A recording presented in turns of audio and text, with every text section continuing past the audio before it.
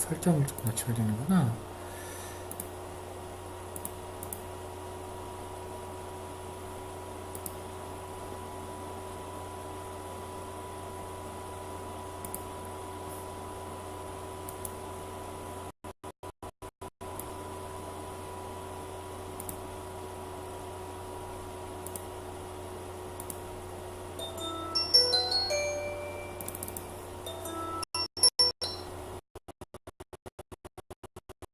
보세요. 예.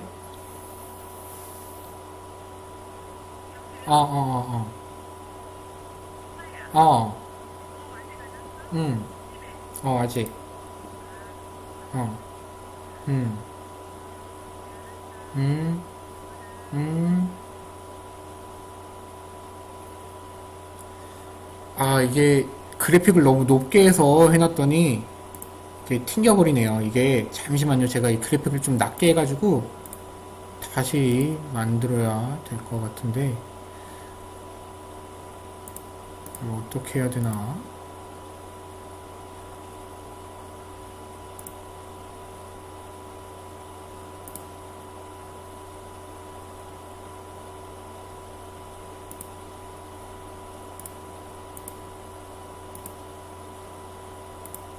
자, 일단 계속 진행을 하겠습니다. 만약에 다시 튕기면은 그때 이제 그래픽을 좀 낮춰서 다시 만들던지 할게요. 좀 높게 이게 제 노트북을 너무 과신을 해가지고 노트북이 배신을 하네요. 자, 지금은 잘 들리시나요?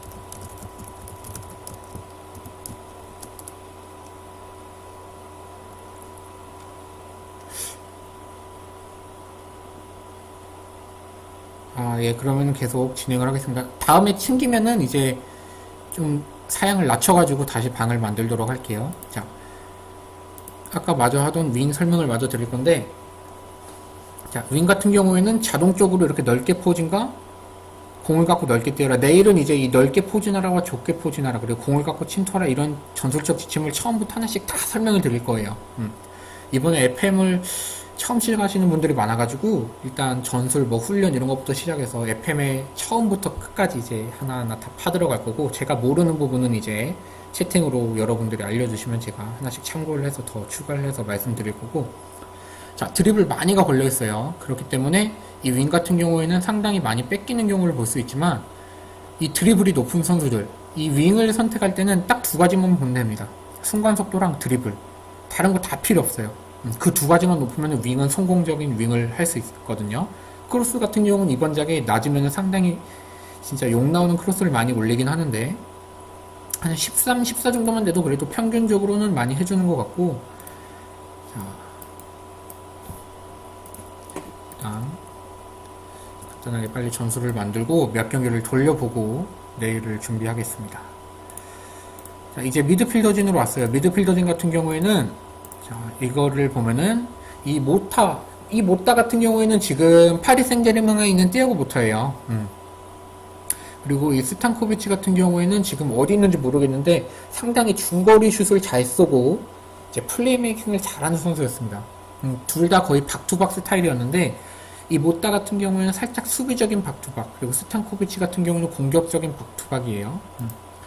그렇다면 여기서 할 거는 이제 박투박으로 넣을 거냐, 아니면은 이번 FM 2010 틀의 본자인 중미 공으로 넣을 거냐인데, 움직임은 거의 비슷합니다.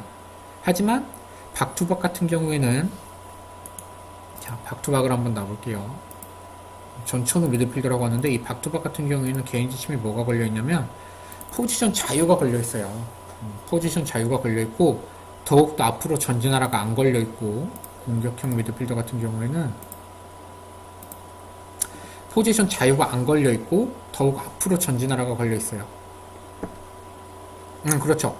여기서 한 가지 또 말씀드릴 게, 이 포지션에 많은 분들이 신경을 쓰는 게, 신경을 안 써도 되는 건데 꼭 신경 쓰시는 분들이 있어요. 이 포지션, 이 빨간색 있죠?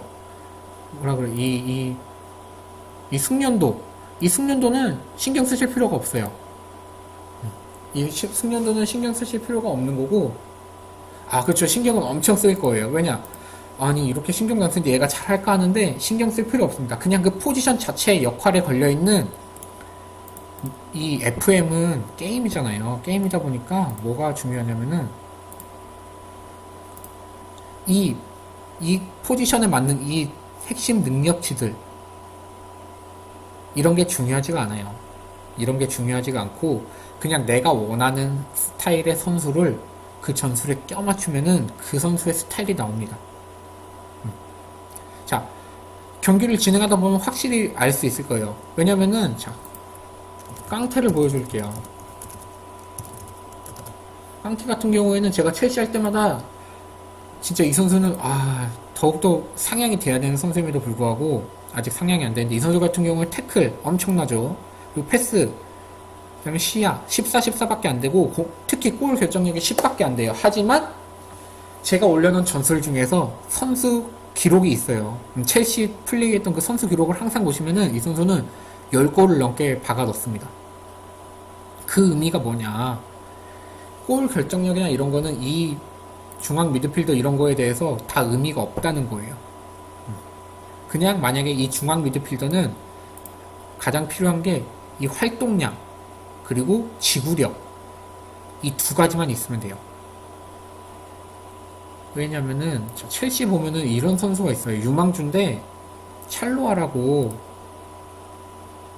이 선수가 있어요. 이 선수가 진짜 능력치가 낮아요. 피지컬은 좋은데 속도 같은 경우에는 기본 속도만 있으면 돼요. 무슨 말이냐면은 이제 내가 저 선수한테 가고 싶을 때 달려가야 되잖아요. 달려갈 발만 있으면 돼요. 뭐 속도가 8이든 9든 상관없고 내가 저 선수한테 달려갈 의지만 있으면은 지구력으로 때려박습니다. 지구력 같은 경우에 뭐냐면은 혹시 피파 해보셨나요? 제가 피파나 위닝 같은 거는 중학교 때 이후로 뭐 피파 뭐 7 뭐 이런 거 말고는 안 해봤는데 DW인가 뭐 D 스페이스바 누르면 막 상대 어깨 싸움 하면서 막 밀치면서 공 뺏으려고 하잖아요. 그렇죠. 그 스태미나 그런 느낌이에요. 그렇죠. 이 지구력이 스태미나예요. 그렇기 때문에 그 선수랑 붙었을 때 얼마만큼 계속 압박을 가할 수 있냐. 이 전술의 핵심은 압박이기 때문에 지구력이 중요해요. 그리고 활동량 중요하고 보통 미드필더들은 볼 때 뭐 공격 뭐 골 결정력 뭐 개인기 순간 속도 예를 들어서 요즘 핫한 공격형 미드필더 말고 그냥 중미가 누가 있냐면은 아센시오가 있어요. 이거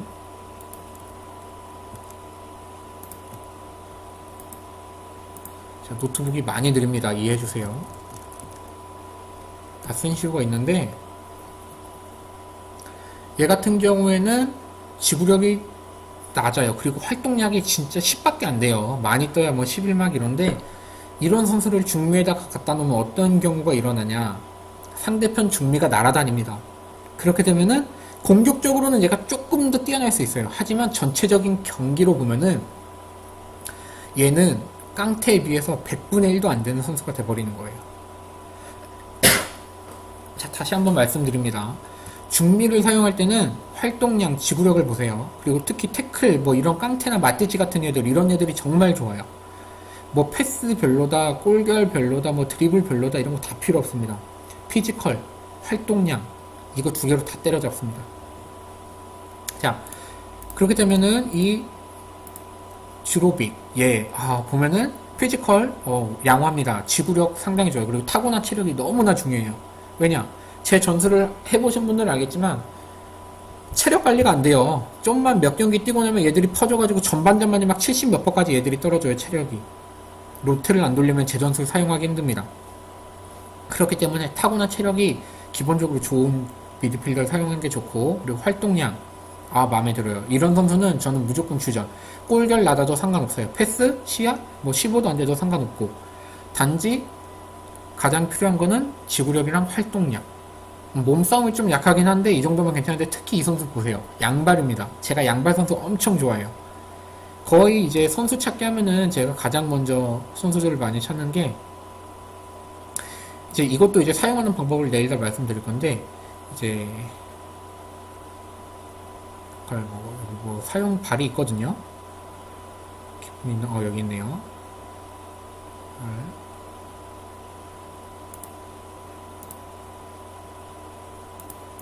양발이 있을 텐데. 예, 하여튼 찾아보면 양발이 있습니다. 예, 어딘지는 잘 기억이 안 나는데. 그쵸. 양발이면은 그만큼 포인트를 잡아먹긴 하는데, 그만큼의 효과를 봐요. 양발이 중요하진 않아요. 중요하진 않습니다, 여러분. 중요하진 않은데, 양발이면은 기본 능력치보다 더 많은 역할을 해줘요. 손흥민이 왜 인사포에 나도 자기 역할을 해주냐? 뭐 골결이 좋아서 순서가 좋아서 아니에요.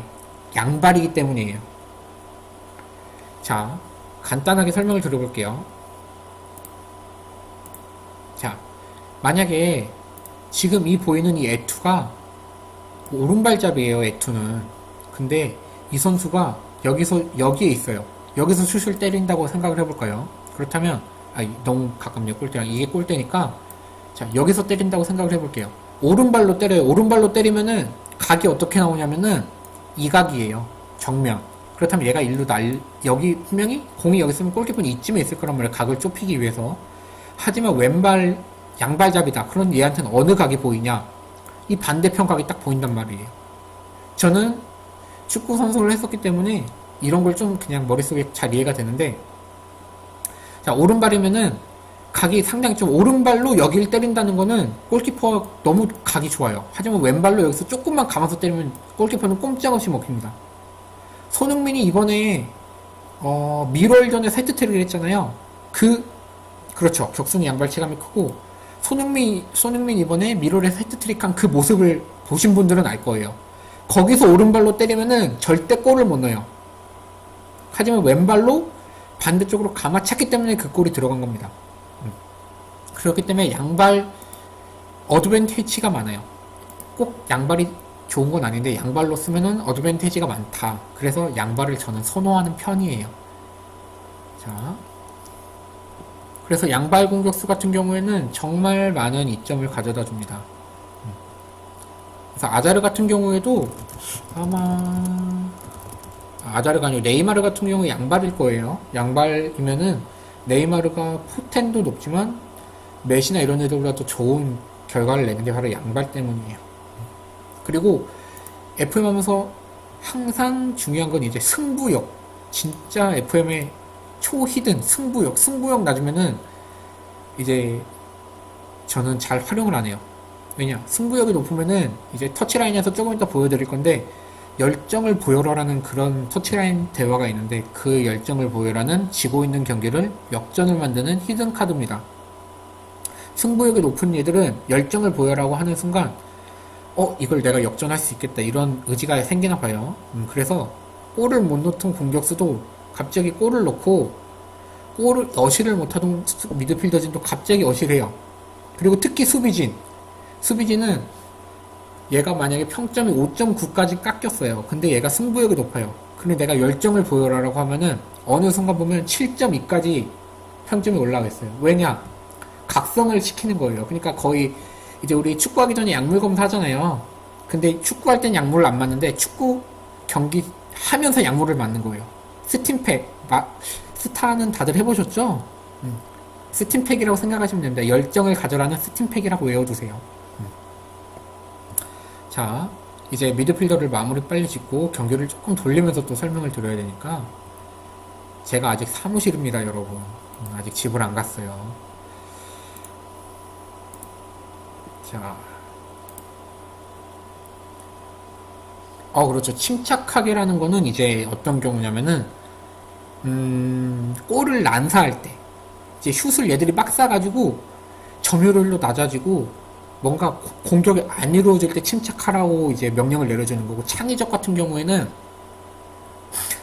이거는 아까 말씀드렸지만, 창의적 같은 경우에는 뭐냐면은 간단하게 설명을 드릴게요. 한 번 더. 자, 창의력은 이거예요. 자유롭게 플레이하라라는 거를 이제 터치라인에서 말해주는 거예요. 그러니까 너의 창의성을 좀 더 발휘해줘라. 내 전술적 움직임 말고 이제 네 스스로 움직여라. 자유롭게 움직여라고 하는 거기 때문에 창의적이라고 하게 되면 포지션이 자유롭게 돼요. 그렇게 되면 이제 장점과 단점을 아까 설명드렸잖아요. 장점은 유동적으로 돼서 미드필더가 공격까지 올라가서 공격이 더 잘 되고, 미드필더진이 수비진까지 돼서 수비가 더 잘 되지만 더 이상 공격할 선수가 없어서 공격이 안 돼서 더 공격이 끊기는 경우가 있다는 거죠. 자, 이제 또 그쵸. 라는 의미지만 선수들은 그렇게 받아들이질 않죠. 자, 이제 중미에 무엇을 해줄 거냐? 이미 우리는 팀 전술에 강한 압박을 걸어놨어요. 그렇기 때문에 여기서는 이제 가끔은 이 가끔이랑 혼합 같은 경우에는 팀 전술을 따라라 라는 말이에요. 리더십 같은 경우에는 중요한 게 뭐냐면은 이제 우리가 지고 있잖아요. 지고 있을 때 역전하는 가장 키포인트 중 하나가 리더십 높은 선수가 있냐 없냐예요. 근데 리더십 높은 선수가 열정까지 높다. 거의 보여드리면은 이 선수예요.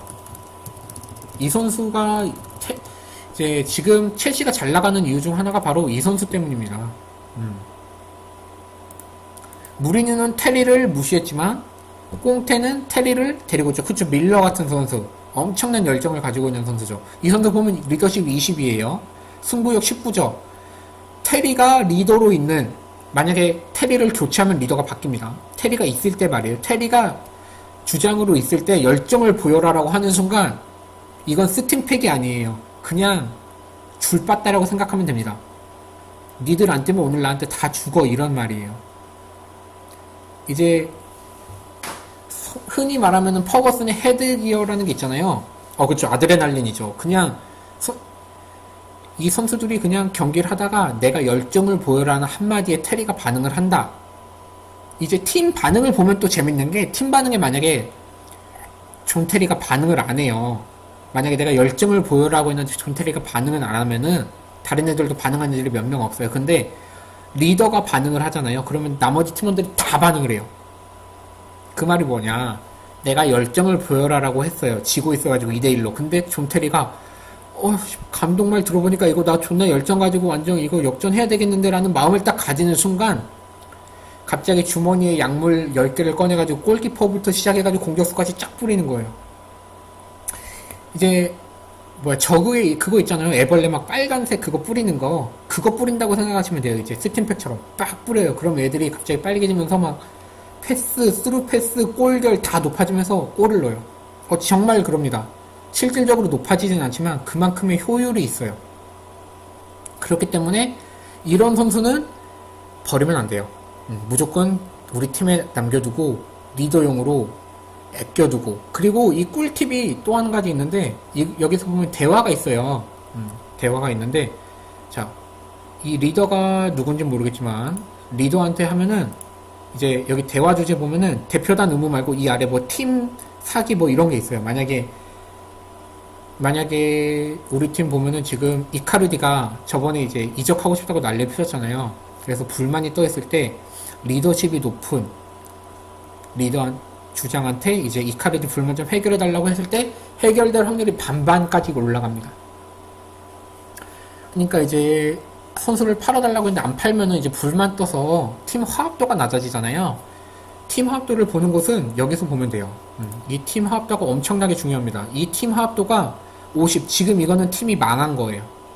이 상태는 어떤 전술을 돌려도 망해요. 하지만 팀 전술도 이 화합도가 해결 못하는 경우도 있어요. 왜냐, 이 선수 개인 특성에서 야망이 높은 선수는 해결 못해줘요. 왜냐, 그리고 충성심 낮은 애들도 해결 못해주고. 화합을 올리는 방법은 이제 경기를 하면서 설명을 드릴게요. 이 화합을 올리는 방법은 이제 뭐가 있냐면은, 이게 전술 짜다가 너무 많이 막 3000% 빠지는데, 이 경기 준비해 보면은 팀 결속력이 있어요. 이제 보통 사람들 보면은 팀 결속력을 올리다가 균형으로 가는 사람들이 있는데 이거 안 좋은 겁니다.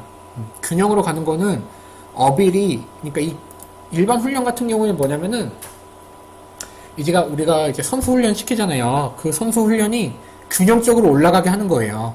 그렇기 때문에 이제 선수를 키우는 방법에서는 균형이 좋지만 팀 이제 전술적으로나 게임적으로나 이기려고 하는 그런 마음에서는 무조건 결속력. 저 같은 경우에는 팀 결속력으로 시즌 초부터 끝까지 계속 가요. 절대 안 바꿔요. 그냥 이게 끝이에요, 여기는. 하지만 여기는 이제 다르죠. 팀 전술, 이걸로 이제 풀로 채워놓고 돌리다 보면은 뭐가 차냐면은 이 친숙도가 차요. 이 친숙도도 있고, 그 다음에 이 세 번째 걸 누르면은 포지션별, 선수별 친숙도가 있어요. 만약에 이 선수 친숙도를 끝까지 올렸는데 다른 선수로 바꾸면은 이 다른 선수도 친숙도를 또 올려줘야 돼요. 그러니까 이 전술 친숙도가 만땅에 찼다고 전술을 바꾸면 안 돼요, 여러분. 이 전술을 바꾸는 순간 이 개인 전술도가 안 오르기 때문에 그만큼 효율을 못 냅니다. 그렇기 때문에 항상 이 전술 친숙도를 다 채운 다음에도 여기서 이거를 본 다음에 이 개인 친숙도를 항상 체크해 줘야 돼요. 아시겠죠? 그 다음에 이 개인 친숙도도 다 채웠다. 그럼 그때 뭘 해야 되냐? 그때 이제 뭐 수비 위치, 공격 위치 이런 거 다 필요 없고 팀워크 가는 겁니다. 팀워크를 가서 매 경기마다 끝난 다음에 화합도를 확인을 하셔야 돼요. 이게 정말 중요합니다. 이 화합도가. 가끔 이제 그냥 진행하다가 이 선수가 나 재계약하고 싶다 그런데 무시하고 지나가는 경우가 있으면 거절하게 되거나 그래서 얘가 불만을 띄워요. 그러면은 그 선수가 팀의 비중이 높은 선수면은 팀이 들고 일어나요. 왜 얘 재계약 안 해주냐? 우리는 걔를 지지한다. 거의 지금 박사모 수준으로 일어나는 거죠. 애들이 다 때려 패고 싶어요. 그럴 때는. 그런데 그럴 때 이제 이 화합도가 팍 떨어져요. 다시 올리는 방법은 뭐냐? 팀워크를 열심히 훈련시켜주는 방법밖에 없습니다. 자, 그래서 팀워크를 열심히 훈련시켜주면은 그렇죠. 지금 하시는 게임의 팀 선수 화합도가 43%면은 망한 거예요. 진짜 팀이 지금 망해 있는 겁니다. 전수 이겨도 막 2대1 뭐 아니면 2대2 무승부 하거나 막 그죠. 그렇게 참교육을 하면은 그 망하는 지름길이라고 할 수 있어요. 조심하셔야 돼요. 이제 저 같은 경우에도 되게 권위적인 감독을 추구하는 거라서 강하게 나가요. 이제 제가 하다 보면 엄청난 꿀팁들을 많이 드릴 거예요. 그냥 지금 들어오신 분들에게 간단하게 하나 드리자면 이적 시장 때 말씀드릴 건데 만약에 여기 보면은 이렇게 관심 뜬 애들 있잖아요. 관심 뜬 애들이 있는데 여기 보면은 지금 보면 맨시티에서 노리고 있어요. 맨시티에서 노리고 있으면 이거는 거의 가요. 간다고 생각해야 돼요. 왜냐? 내가 주는 주급보다 엄청나게 주기 때문에 이거는 잡을 수가 없어요. 그런데 만약에 얘가 콘도그비아가 팀에 높아요.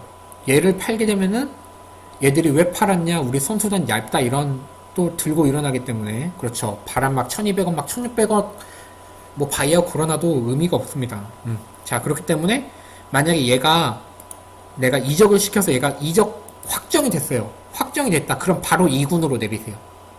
아니면 내가 팔고 싶은 선수도 이제 상대편 구단하고 팔림이 확정이 되는 순간 무조건 2군으로 내리세요.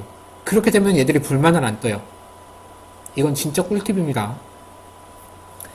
1군에 그대로 둔 채로 얘가 이적을 하게 되면은 불만을 떠요. 걔 왜 팔았냐, 뭐, 선수단이 얇다, 누구 영입해라, 그러면서 뭐, 세계적인 선수 영입 안 하면 나도 불만 뜰 거다, 이런 말을 많이 하는데, 그런 불만 뜰 때마다 제가 어떻게 대처해야 될지 그런 것도 다 말씀을 드릴 거예요. 그래서 최대한 선수 팔 때는 확정이 되면 2군으로 무조건 보내요. 뭐, 로테이션 돌려야 되는데, 그동안 선수 써야 되는데 다 필요 없습니다. 그냥 무조건 2군 보내고, 골키퍼 훈련 시켜주세요. 골키퍼 훈련. 나를 떠나가는 놈들은 망해야 돼요. 무슨 말인지 알겠죠? 무조건 2군이나 유소년 내린 다음에 골키퍼 훈련 시켜주면 어빌 쫙쫙 내려갑니다. 그렇게 되면 상대편 갔다. 그럼 어빌 내려갔기 때문에 주전으로 못 쪄요. 그러면 얼마 뒤에 또 불만이 떤단 말이에요. 근데 나는 엄청난 훈련 시설을 갖고 있기 때문에 내가 1200억 팔았던 애를 300억에 사서 다시 훈련시켜서 좋게 쓸 수가 있어요. 무슨 말인지 알죠? 그러니까 좀 사기꾼 기질이 있는 거죠. 나를 떠나가는 얘는 망해야 되고 망한 얘는 내가 데리고 와서 다시 키운다 이런 느낌. 아시겠죠? 그렇게 하시면 되고 자, 점수를 또 마무리를 마지막 해보겠습니다. 아유, 저 인상 엄청 좋습니다, 여러분. 오해하지 마세요. 그냥 괘씸한 거죠. 내가 이렇게 키워줬는데 막 진짜 막 진흙탕에서 꺼내가지고 진주를 만들어 줬는데 이 녀석이 돈 더 준다고 떠난다 그러면 얼마나 마음이 아픕니까, 주인으로서. 정말 못된 놈들 많아요, 게임하다 보면. 근데 남아준다고 했을 때 또 그 감사함이 너무 많기 때문에 그런 애들은 무조건 재계약을 해줍니다, 저는. 자, 중앙 미드필더, 저는 얘를 공격으로 놓을 거예요. 왜냐? 이번 작은 말씀드렸듯이 중앙 미드필더의 공격형이 사기적입니다. 왜냐? 공격형임에도 불구하고 수비 라인까지 내려와요, 얘가.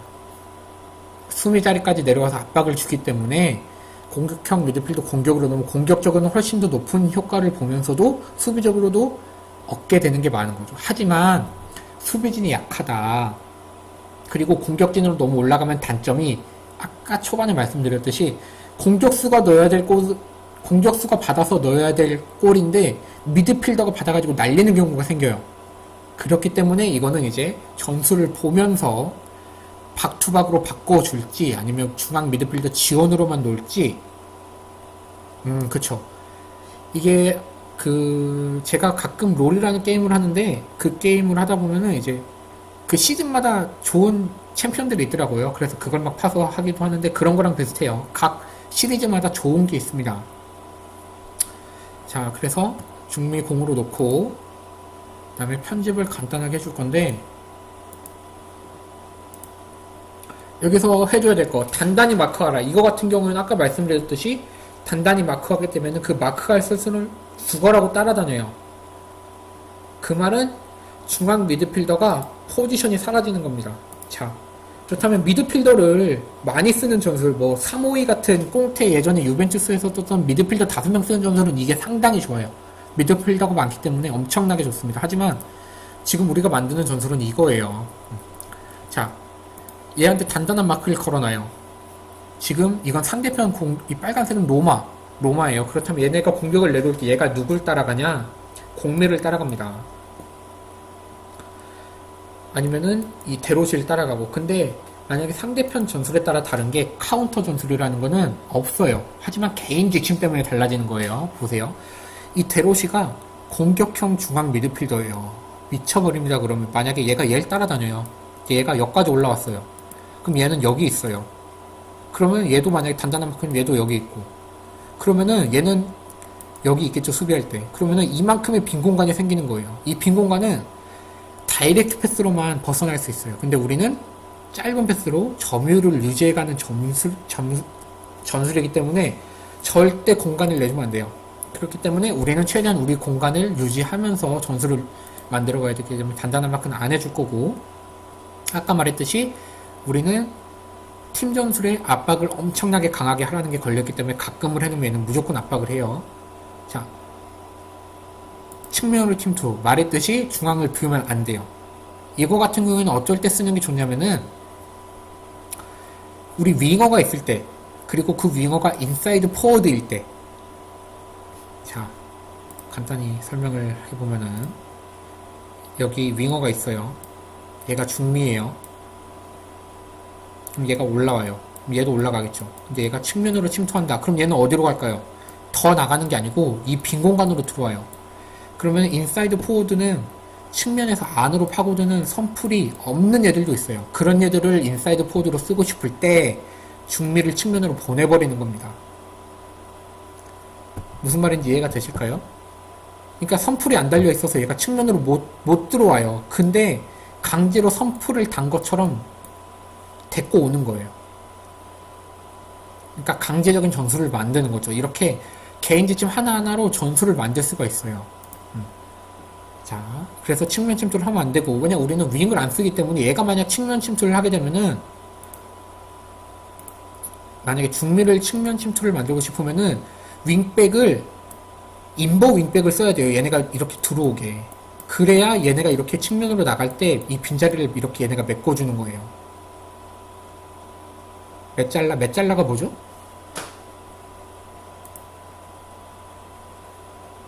메잘라를 뭔지 몰라가지고 설명을 못 드리겠네요.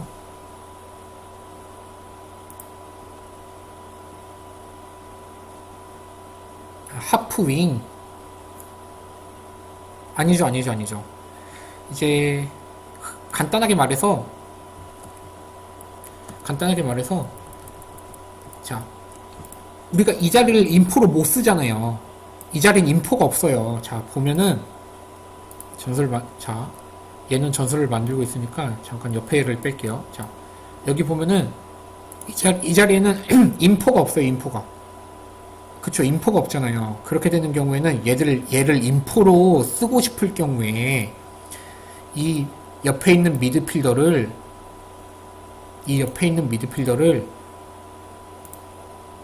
측면 침투를 주라는 말이죠. 이렇게 개인 지침을 해놓으면은 얘가 윙어임에도 불구하고 공을 갖고 넓게 뛰고 넓게 포진함에도 불구하고 공을 안쪽으로 들어오게 된다는 거죠. 움직임을. 그래서 이 측면 미드필더에서 이 자리에서 인포를 만들고 싶을 때 얘를 측면으로 빼는 겁니다. 아시겠죠? 아실 거라고 믿고. 자, 이해 안 되는 거는 글로 써주세요. 그럼 제가 설명을 해드릴게요.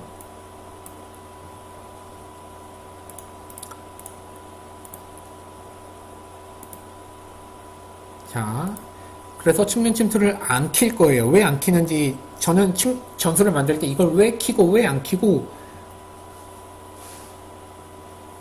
그쪽 때에 따라 달라요. 측면으로 침투가 좋은 경우가 또 있어요. 공간 패스를 활용할 때는 측면 침투가 상당히 좋습니다. 왜냐면은 또 이것도 설명을 드릴게요. 자, 아까 설명을 드렸던 건데 또 새로 오신 분들이 좀 있어서, 자, 얘가 중미잖아요. 얘가 측면으로 침투하면 뭐가 좋냐면은 이 풀백이랑 이 말했듯이 공격으로 할 때는 중미공이 역까지 올라옵니다. 역까지 올라오는데 얘가 측면 침투한다. 그러면은 이 정도 공간도 생기고 여기 공간이 생겨요. 그렇다면 이 공간을 누가 들어가냐? 공격수가 들어가는 겁니다. 이 빈 공간을. 얘나 얘가 이렇게 공격수가. 그렇다면 이 공격수에도 측면 침투가 있으면 얘는 어마무시하게 공격 들어가겠죠. 그러면 얘도 따라 올라가요. 그러면은 여기에도 이만큼의 공간이 생기죠. 그러면은 얘는 프리롤이 됩니다. 말 그대로 자유의 몸이 되죠. 근데 얘가 골결까지 높다. 근데 이 공간이 생긴 얘를 얘가 이렇게 패스를 해줄 수가 있죠. 이 공간에. 그러면 얘는 무조건 골이에요. 이게 완벽한 득점 찬스가 만들어지는 과정입니다. 아시겠죠? 그래서 어떤 전술을 내가 만들고, 그쵸, 프리롤이죠. 그렇죠. 어떤 전술을 만들고 싶냐에 따라서 결정이 되는 거기 때문에 자기가 만들려는 전술을 확실하게 개념을 잡고 가야 돼요. 그냥 측면 침투 좋네 이렇게 하면은 앞에 공 받을 애가 없어서 중거리 슛밖에 안 쏴요. 아까 말씀드렸듯이. 자, 포지션 자유도 아까 말씀드렸죠. 중간 이 포지션 자유를 걸어두면은 이거는 공간을 찾아 들어가는 겁니다. 그래서 얘를 공격형으로 쓸 때는 상당히 좋아요. 그러니까 좋은 미드필더를 포지션 자유를 놓으면은 거의 본작급 활약을 해주는 모드리치 같은 애들 포지션 자유 중에 상당히 좋습니다. 자, 그리고 드리블 적게. 일단 중미는 무조건 드리블 적어야 돼요. 왜냐? 패스워크를 해나가는 점유율 축구를 구사할 거기 때문에 적어야 되고, 그리고 슛도 아껴라. 중미가 중거리를 때리는 순간 그 전술을 망한 전술입니다. 그리고 위험한 패스를 얘는 적게 할 거예요. 수비적으로 쓸 때 포지션 자유 안 좋습니다. 왜냐? 이 포지션 자유라는 거는 여기도 나와 있는데 공간을 찾아다니는 거예요. 공간을 찾아다닌다는 거는 공격을 할 때 공간을 찾아다니는 겁니다. 자, 수비를 할 때 볼게요. 수비수가 공간을 찾아다닌다는 거는 미친 짓이에요. 자, 얘한테 만약에 자유를 줬어요. 얘 수미한테 만약에 자유를 줬습니다. 그렇다면 얘는 찾아다닐 공간이 뭐냐면은 이 공간이에요. 근데 얘는 뭘 해야 되냐면은 얘를 잡아야 돼요. 얘를 잡아야 되는데 빈 공간을 찾아서 가요. 자, 그렇다면 얘는 뭐가 되냐? 프리하게 됩니다. 그렇다면 얘는 공미예요. 그렇다면 공격수에게 무한한 패스를 제공하게 되죠. 만약에 이 자리가 깡태 같은 얘다. 깡태 같은 얘는 프리롤을 줘도 괜찮을 것 같아요. 제 생각에는. 왜냐? 태클도 좋고 활동량이 엄청나기 때문에 얘는 공간을 완전 지배할 겁니다. 아마 꽁태는 깡태한테 프리롤을 줬을 거예요. 이번 전술에서. 움직임을 봐도 알 수 있는데 프리롤을 줬기 때문에 공수로 완벽히 그렇게 뛰어다니고 공간을 장악하는 거예요. 이게 선수마다 프리롤을 줘야 될지 안 줘야 될지는 이제 능력치를 보고 판단해야 되는 거고, 그 능력치에 대한 거는 내일부터 시작해서 하나하나 천천히 짚어나갈 겁니다. 오늘은 그냥 간단하게 전술 빨리 만들고 마무리 하려고 그랬는데 생각보다 많은 분들이 찾아주셔가지고 좀 상세하게 설명을 하고 있는 거예요. 자, 완성이 됐어요. 이놈 완성이 됐고, 이제 옆에. 자, 지금 보면은 이 바네가 같은 경우에는 여기로 내릴 겁니다. 왜냐? 포지션이 자유로움이 아닌데 왜 내리냐면은 지금 보시는 이 자리가 레지스타 자리예요. 이 자리는 그 피를로를 전성기 때 보셨던 분들이 있나 모르겠어요. 저 같은 경우에는 07부터 이제 게임을 시작했고 그 전에 축구를 좋아했어가지고 뭐 네드베드며 다 봤기 때문에 이 자리를 레지스타로 두는 건데, 레지스타 같은 경우에는 여기서도 설명하는 것처럼 수비적인 능력치가 많이 딸려요. 그 대신 엄청나게 조금 있다가 전술을 돌리면서 볼 텐데 거의 이 레지스타를 중심으로 패스를 주고 받으면서 공간을 찾고 그 공간이 생기면 스루 패스를 보내는 모습을 볼 거예요. 가끔 가다가 이 레지스타에서 공격으로 한 번에 넘어간 엄청난 로빙 패스로 골이 만들어지는 장면도 볼 수 있을 거니까 그거는 기대하시면 될 것 같고, 자, 그렇다면 얘를 뭘 줄 거냐. 개인적으로는 박투박을 주고 싶어요. 왜냐? 능력치 자체가 박투박이에요. 얘는 이 선수가 박투박이고, 그 다음에 어디 갔어? 이 전술에서 무타가 맡았던 전술이 수비적인 공을 따내는 미드필더 같은 역할인데, 그래도 얘는 공격적으로 많이 올라가는 얘라서 박투박을 맡았을 거란 말이에요. 그래서 여기는 박투박을 줄 거고, 더욱 앞으로 전진하려는 주지 않을 거예요. 왜냐? 아까 말했듯이 레지스타가 수비적으로 상당히 약한 포지션이기 때문에 걔를 커버해주는 그런 역할을 해야 되기 때문에 더욱 앞으로 전진화를 하지 않을 거고, 우리의 전체적인 지침에서도 오버래핑을 켜져 있지 않습니다. 그렇기 때문에 얘는 항상 자기 자리, 이 중앙 자리를 지킬 거예요. 자, 태클을 걸 거고, 태클은 항상 세게 걸어라. 왜? 퇴장의 위험이 있긴 하지만 퇴장보다 상대방을 담그는 게 더 좋아요. 경기를 보다 보면은 뭐가 나오냐면 상대방 핵심 선수가 부상, 주황색이 뜬다 그러면 조금 마음이 아파요. 왜냐? 빨간색으로 못 담궈서 마음이 아픈 거예요. 빨간색으로 담그면 저는 박수 쳐줍니다. 오늘의 MVP는 너다. 아, 이건 인성이 아니고 게임을 이기기 위한 기본적인 이제 뭐랄까 전술이라고 할까요? 간단하게 말하면 이번에 맨유와 첼시의 FA컵전을 보신 분들은 알겠지만 맨유의 전술이 아자르 담그기 전술이었어요. 엄청난 반칙을 아자르한테 했지만 결국에는 퇴장을 당했죠. 이게 복불복이에요. 퇴장을 당하면은 내가 지는 거고 담그면은 그냥 이기는 거고. 그래서 무리뉴는 졌습니다. 그날 퇴장을 당했기 때문에 졌어요. 승자는 아자르예요. 그 많은 태클에도 불구하고 퇴장을 이끌어내게끔 움직임을 많이 했기 때문에 솔직히 퇴장감은 아니었는데 퇴장을 줬어요. 아자르가 지능적인 거죠. 그렇죠. 근데 게임이기 때문에 진짜 더티가 엄청나게 높은 선수가 아니면 옐로우 카드 하나 받고 무난하게 가요. 그래서 제가 게임하는 걸 보면은 옐로우 카드 받은 선수를 조금 쓰다가 교체해주는 걸 볼 수 있을 거예요. 왜냐? 다른 선수가 들어가서 또 거칠게 해서 담궈야 되기 때문에 무조건 옐로우 카드 받으면 교체를 해줘야 돼요. 그리고 거칠게 태클하면은 이제 에디터를 다뤄보신 분이 있을지 모르겠는데, 에디터를 보면은 선수 기본적인 개인적인 지침에 뭐가 있냐면은 압박감을 느끼는 거를 얼마만큼 압박을 견딜 수 있냐, 그게 있어요. 히든 능력치에 있을 거예요. 예, 아마 아시는 분들은 아실 건데 대부분 아실 거라고 생각합니다. 자, 저도 축구 선수였어서 아는데 상대방이 태클을 많이 걸으면 어떤 생각이 드냐면은 아, 부상당하면 안 되겠다는 생각이 먼저 들어요. 그래서 대회 나갔을 때도 다른 더 큰 대회가 앞에 있으면 몸을 사립니다. 그렇죠. 압박 대처 능력, 그게 히든 능력치인데 태클을 거치게 하면은 그 압박 대처 능력이 낮은 얘들은 어떤 경우가 발생하냐? 개인기도 못하고 패스도 끊기고 드리블도 끊기고 그 다음에 슛도 제대로 못해요. 왜냐? 얘가 태클 들어올까봐 압박을 받는 거예요. 그렇기 때문에 거친 태클은 정말 희대의 사기적인 능력치입니다. 그러니까 무조건 걸어주세요. 자, 그리고 이거 같은 경우에도 측면은 안 걸어줄 거야. 아까 설명을 드린 거고. 자, 무슨 화관지는 모르겠네요. 하트 화과. 한 글자씩 써주세요. 그러면 알아볼 수 있을 겁니다. 자, 그리고 이번에도 드리블은 적게, 그리고 슛은 아껴, 그리고 얘는 자, 이제 또 얘도 개인 능력치를 보는데 패스가 그렇게 쏙 좋지 않아요. 그리고 우리는 중앙에서 패스 역할을 해나가기 때문에 자, 위험한 패스를 적게. 그렇죠. 자, 중국 축구를 보게 되면은 소림 축구입니다. 미쳤어요, 애들이. 거의 소림 축구하고 놀아요. 발목 돌아가는 게 하루에 한 번씩 나옵니다, 선수들이.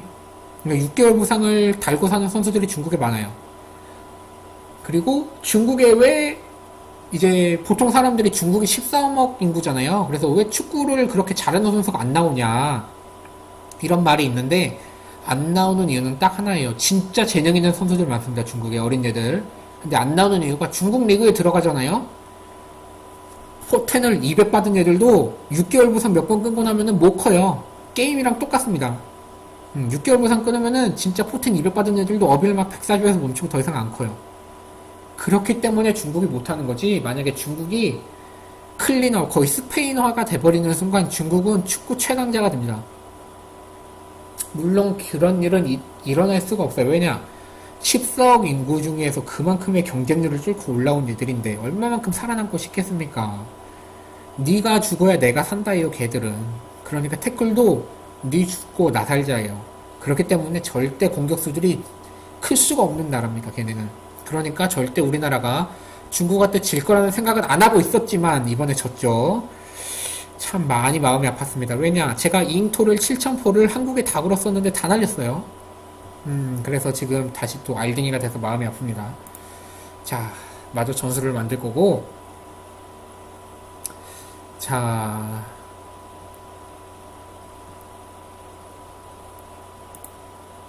이번에는 자, 핵심. 이 자리는 핵심이에요. 상대편에 공격수가 수비적인 얘가 있으면 이 자리를 망할 텐데 수비적인 얘들이 없기 때문에 자, 여기 펜코에서 안 오신 분들 계시면은 모르실 수도 있는데 거의 토토에 올인했다고 생각하시면 됩니다. 제가 토토도 취미로 하고 있어가지고 자, 이 자리는 드리블 적게 그리고 슛을 적게 그리고 위험한 패스를 자주 하고 다이렉트 패스를 할 거예요. 왜냐? 보통 수미에 짧은 패스 걸어주시는 분들이 많은데 이 짧은 패스는 백 패스입니다. 자, 상대방이 압박 전술을 들고 나왔다. 근데 백 패스를 한다. 어떻게 될까요? 바로 뺏기고 역습을 당하겠죠. 거기다가 우리 팀 레지스타가 피지컬이 안 좋은 얘예요. 보면 얘 피지컬 몸싸움 10이죠. 박치기 해오면 그냥 날아갑니다. 그리고 공 내줍니다. 근데 얘가 백패스를 한다. 그럼 그 공격수들은 바로 그 백패스를 레지스타의 역할이 정확히 뭐냐? 레지스타는 판타지 스타라고 생각하면 됩니다. 만화책으로도 판타지 스타라고 있는데 그걸 보세요. 진짜 재밌습니다. 엄청 오래된 거긴 한데 요즘 사람들은 모를 수 있어요. 자, 레지스타는 뭐냐?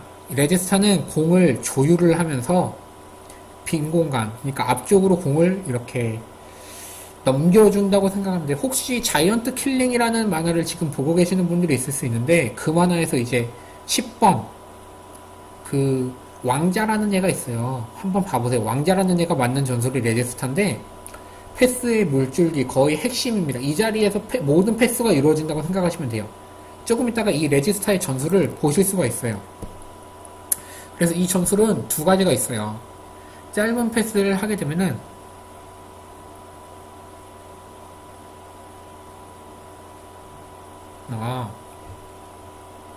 제가 스포를 했네요. 자, 그래도 보셔도 됩니다. 이거 스포 아니에요. 재밌습니다. 계속 보세요. 그리고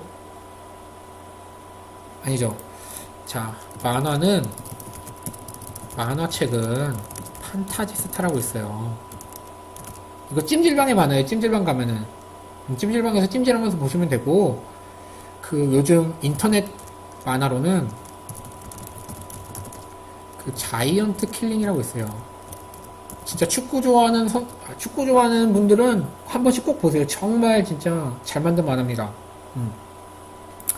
자, 그 자이언트 킬링이 FM이에요. FM을 모티브로 만든 만화예요. 감독이 주인공입니다. 감독이 이제 전설 잡은 선수들을 아니요, 아직 안 났어요. 아직 멀었어요.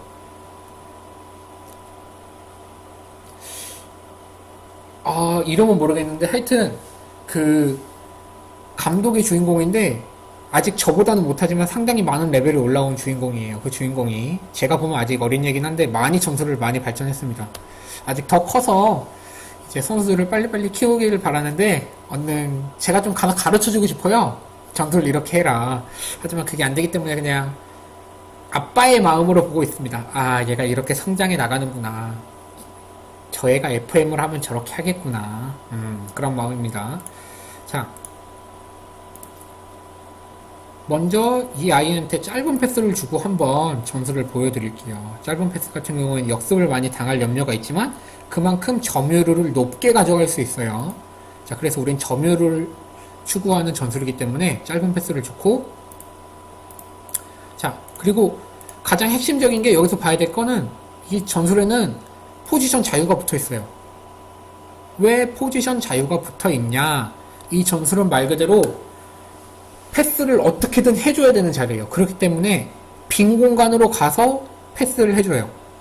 제가 군대 있을 때 이제 이제 축구를 잘해가지고 대체장한테 맨날 포상을 받고 칭찬을 많이 받고 했는데 사단장 대회 나가가지고 골 득점왕에서 포상도 많이 받았어요. 근데 이제 그 대대장이 잘하는 역할이 이 레지스타 자리였어요. 정말 빈 공간을 잘 찾아가서 패스를 잘 찔러줍니다. 간단하게 그림으로 좀 설명을 드릴게요. 자, 간단하게 설명을 드릴 거고, 저장 안함. 대제장 역할이 수비형 미드필더인데 레지스타였습니다. 저랑 눈 딱 마주치면은 저한테 공이 날아와요. 그리고 전 그걸 골로 연결시키고, 그렇죠. 뻥축의 핵심 같은 존재. 정확한 해설입니다. 뻥축의 핵심. 하지만 이런 뻥축이 아니고 이런 뻥축이죠. 이런 게임에서는 거의 대지를 가르는 패스. 혹시 C가 하는 이 불 나오는 이 축구 해보셨나요? 브라질 축구? 막 이렇게 옆에 불 나와가지고 막 상대편 못 오게 하고, 그다음에 막 이렇게 뭐 무지개 생기면서 막 3단 패스 주고받고, 그리고 막 대지를 가르는 패스 빡 이거 해주는 그런 축구가 있는데, 그 축구 게임이 있어요. 그렇죠. 일본 스루 패스 나오는 그 게임 이름이 기억이 안 나는데, 그렇죠. 신가. 아, 맞아요. 테크모 월드컵 98년 저 그거 엄청 많이 했습니다. 초등학생 때. 자, 그래서 그 게임에 나오는 것처럼 이 레지스타가 이 상대편 공격 미드필더가 이렇게 압박을 해오잖아요. 그러면 얘는 어떤 움직임을 보이냐? 얘가 이렇게 압박을 해와서 신가 이름이 신가였어요. C가 이러면서 막 옆에 불 생겨요. 이거 버튼 이렇게 4개 있으면 이거 동시에 누르면 C가 생기는 거. 그리고 얘가 이렇게 압박을 하면 얘가 이렇게 막잖아요. 그러면 얘는 어떻게 움직이냐? 개인기나 뭐 드리블을 살짝 해서 이 빈 공간 이쪽으로 움직여요. 그럼 여기 우리나라는 파워 태클이 있었죠. 파워 태클. 상대편 지정해가지고 당구기 태클. 거의 그때 당시엔 우리나라 축구가 중국 수준이었기 때문에 외국 애들이 파워 태클을 줬다는 거는 인정할 만합니다. 아마 우리나라도 많이 담그고 다녔어요. 뭐 태권도 막 나오고 월드컵 보면은 진짜 장난 아니에요. 과거 월드컵 조금만 우리나라 거 찾아보면은 거의 날라차게 하는 선수도 있습니다. 자, 어쨌든 이렇게 해서 빈 공간을 찾아서 이런 공간으로, 이런 상대편 풀백이 없는 이쪽으로 또 이동해가지고 이런 공간으로 줄 수 있는 이런 움직임을 가지는 게 바로 레지스타예요. 그래서 자유도가 상당히 높아요. 그래서 이 선수는 좋은 선수 써야 됩니다. 근데 제가 볼 때는 이 바네가 얘 상당히 괜찮아요. 왜냐? 판단력 16이면은 거의 엄청난 능력치입니다. 이 16을 넘어가는 순간부터 상당히 좋아요. 능력치들이. 근데 단점이 피지컬이 안 좋다. 그거 빼고는 개인기가 좋아서 아까 말했듯이 개인기는 탈압박입니다. 탈압박. 개인기가 높은 선수는 수비적이나 미드필더에서 탈압박이에요. 자, 개인기 높고 판단 높고 패스 좋고 끝났습니다. 얘는 무조건 레지스터예요. 자, 여기까지 완성됐어요. 이제 수비가 정말 중요합니다, 여러분. 게임에서 수비가 안 되면은 이거는 답이 없어요. 그래서 저는 전술 만들 때 3골 먹히면 4골 넣는다는 전술을 만들든지 아니면 수비가 안정화된 전술을 만듭니다. 그렇다면 이번 전술은 핵심적으로 봐야 될 게 뭐냐, 우리의 전술 특성을 볼 거예요. 자, 여기 한번 읽어볼게요. 자, 어디를 읽어봐야 되냐면은 맨 마지막 줄 위에 거, 오버래핑을 제외하고도 오로지 수비가 수비만 해도 위험한 상황. 다시 보기. 글쎄요, 이거 녹화하고 있는 거라서 그 녹화된 거를 제가 올려드릴게요. 그런가요? 그러면 다행이네요.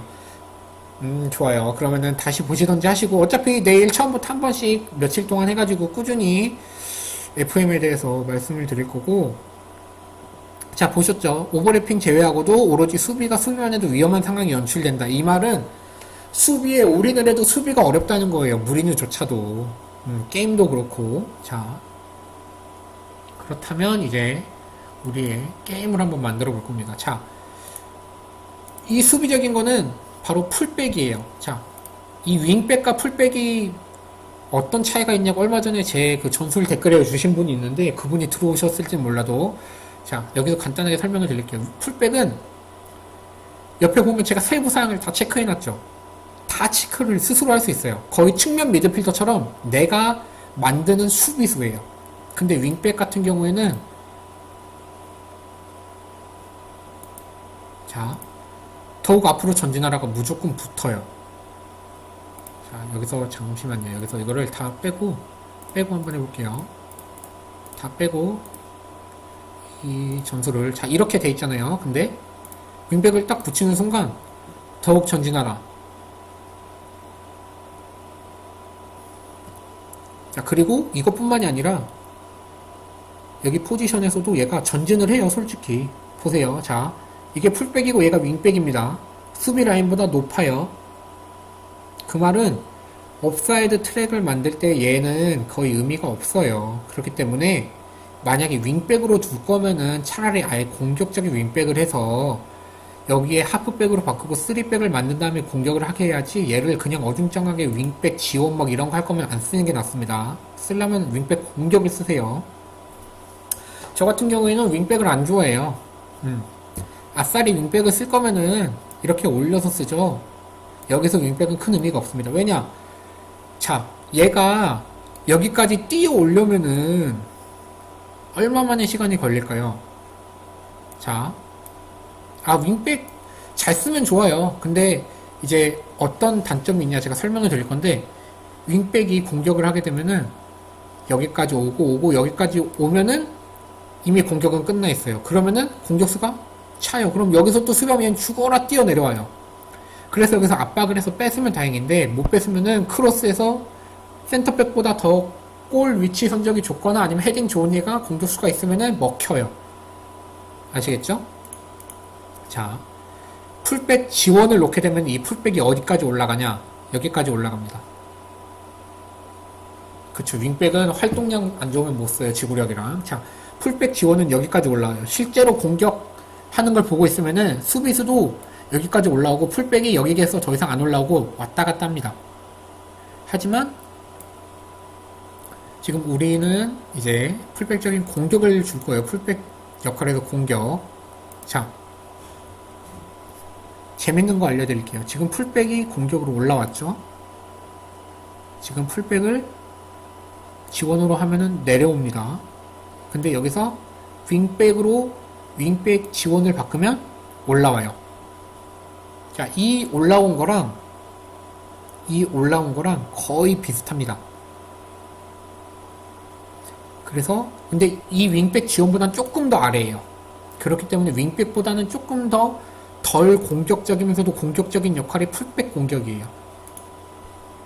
자, 그렇다면 이제 풀백을 한번 지정을 해볼 건데, 풀백 같은 경우에는 거의 드리블을 많이 하는 경우가 많아요. 왜냐? 공을 잡아서 드리블을 해서 한 명 정도 제쳐주면 바로 크로스 기회가 나오기 때문에 어느 정도 드리블이 되거나 개인기가 있으면은 드리블 많이 해주는 것도 나쁘지 않습니다. 하지만 말씀드렸듯이 이번 작은 드리블이 정말 안 좋아요. 그렇기 때문에 드리블을 적게 하고, 드리블을 적게 한다고 해도 얘가 드리블을 안 하는 건 아니에요. 자기 판단에 맞춰서 내가 이 선수를 드리블로 제낄 수 있다는 판단이 될 땐 해요. 그래서 이렇게 제한을 두면 좋은 점이 이거 전술 만들 때 꿀팁입니다. 자, 내가 앞에 선수가 있어요. 근데 내가 얘를 제낄 수가 없어. 아무리 생각을 해도 나는 얘를 못 제껴. 내 실력이 안 돼. 그럴 때는 이 선수가 무슨 선택을 하냐? 내가 지정한 선택을 해요. 드리블 적게 해서 짧은 패스 주고 그 선수를 제쳐서 올라가면은 공간 생기잖아요. 자, 그림을 그려서 보여드릴게요.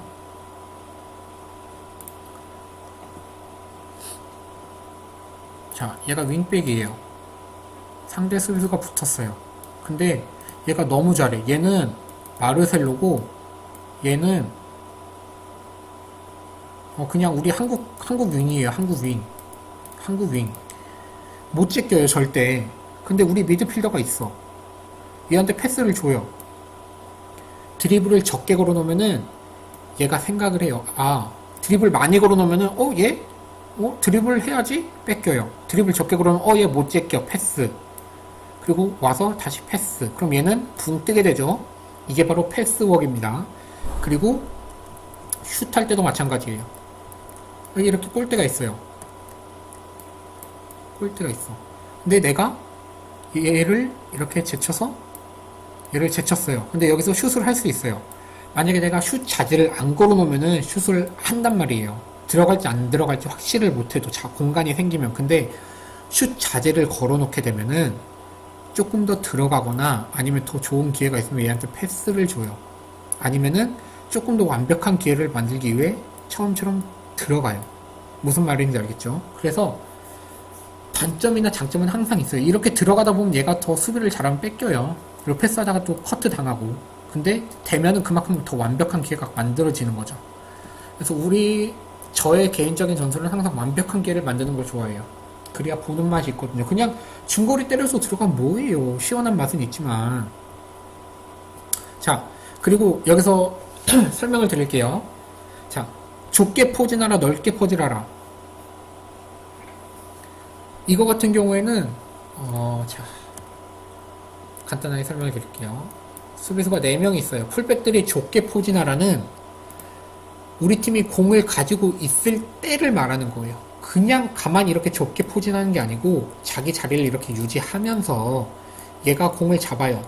근데 우리가 여기서 넓게 포진하라고 바꿔버려요. 그러면은 얘는 넓게 포진하겠죠. 얘가 공을 잡았어. 근데 얘가 여기 있다가 일로 왔어요. 그러면은 짧은 패스를 줘야 되는데 긴 패스가 된단 말이에요. 그러면은 뺏으러 올 가능성이 높죠. 그리고 공격을 할 때 여기가 미드필더예요. 그리고 풀백이 올라왔어요. 얘는 얘한테 주고 싶어. 앞에 너무 꽉 차 있어요. 선수가.